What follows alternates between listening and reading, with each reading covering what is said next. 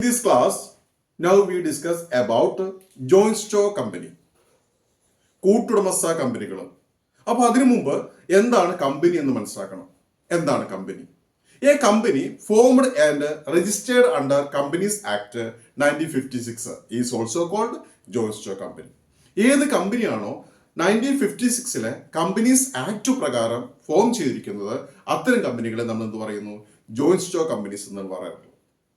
For registration, company should submit two important documents to the registrar, namely Memorandum of Association and Articles of Association.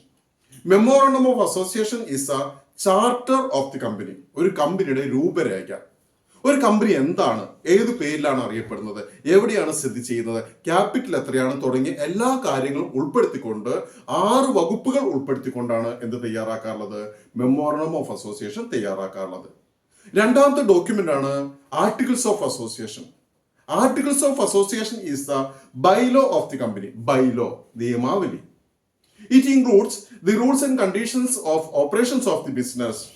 ഒരു ബിസിനസിന്റെ പ്രവർത്തനങ്ങൾ ഏത് നിയമങ്ങൾ അനുസരിച്ചുകൊണ്ടാണ് പ്രവർത്തിക്കേണ്ടത്, ഏതൊക്കെ കാര്യങ്ങൾ സംഭവിക്കുന്ന സമയത്ത് എന്തെല്ലാം നിയമങ്ങൾ നമ്മൾ ഫോളോ ചെയ്യുന്നുണ്ട്, അതെല്ലാം ഏതിൽ വരുന്നുണ്ട്? ആർട്ടിക്കിൾസ് ഓഫ് അസോസിയേഷനിൽ വരുന്നുണ്ട്. ഈ 2 ഡോക്യുമെന്റുകളും സബ്മിറ്റ് ചെയ്യുന്ന സമയത്ത് the registrar provide a certificate to the company, namely certificate of incorporation.